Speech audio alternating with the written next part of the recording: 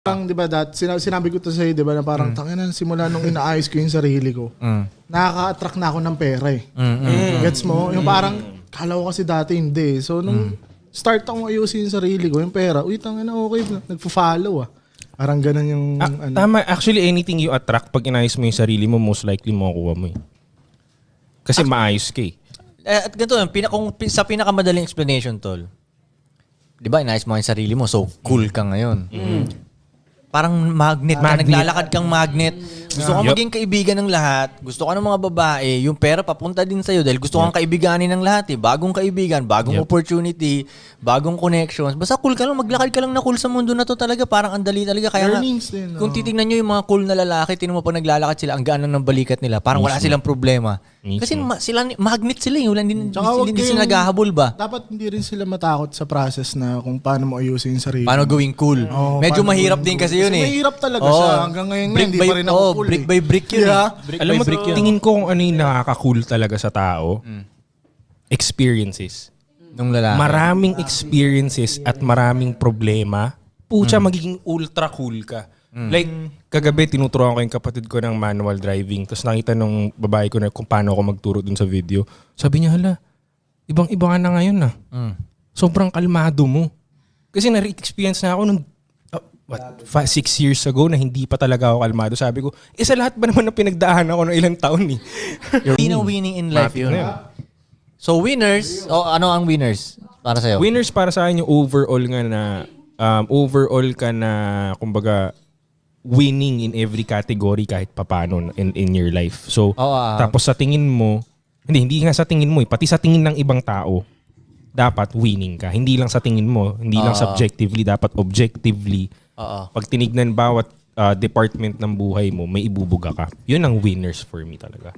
Yun talaga, magpa-flock talaga yung mga babae sa'yo.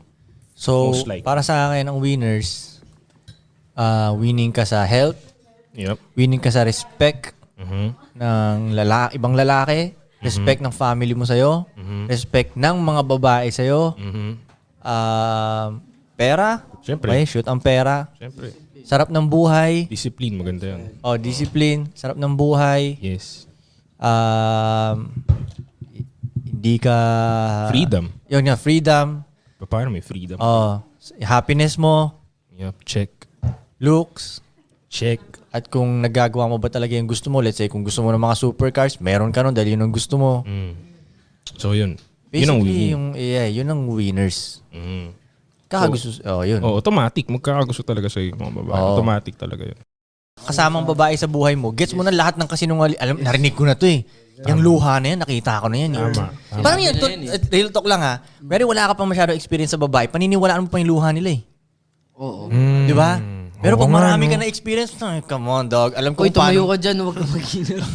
Alam ko, exit niya yun eh. Exit strategy. Alam ko na yung strategy mo yan, luha. Kaya mong iluha on demand yan eh. Di ba? Kaya mong iluha on demand yan. Gets ko na yan. Pero pag kunyari, umpisa ka pa lang, maawa ka na matindi dun. Hindi mo alam na yung pala yung weapon niya. Secret weapon patingin mo dun. Baby, huwag ka na umiyak. Sorry na. Sa akin, dati ko yung gumanon, umiyak. Munti kong hingit siya sa bubong eh. Ano yung pusa? Sounds yun, di ba? Parang sinabi mo na, parang sa babae sasabihin mo na, dapat kalmado ka lang. Hindi. Dati kasi ganun din ako eh. Yung parang, ano ba yan? Ganito ka. Pero dapat pala kalmado ka lang. So, yun nga talaga sumusunod talaga siya. Ang kulit to.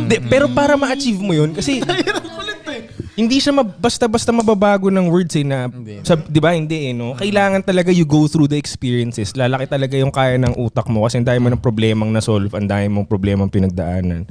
So yung ngayon, kaya marami ka ng problemang, di ba? Marami ka ng problemang napagdaanan. So yung mga problema gano'n, maliit na masyado sa iyo. Yun, exactly the point. Na ano. Like, mabangga niya yung auto. Whatever. Like, whatever. Niece mo lang naman yan. Diba? Like, at the end of the day, it's just steel and glass put together. So. Steel and glass lang naman yan. Kasi kahit anong kotse naman diba? It's just steel, glass, and rubber put together. Yeah, whatever. Whatever, diba? Tama. So, yun. Kailangan marami kang experiences para maging cool talaga.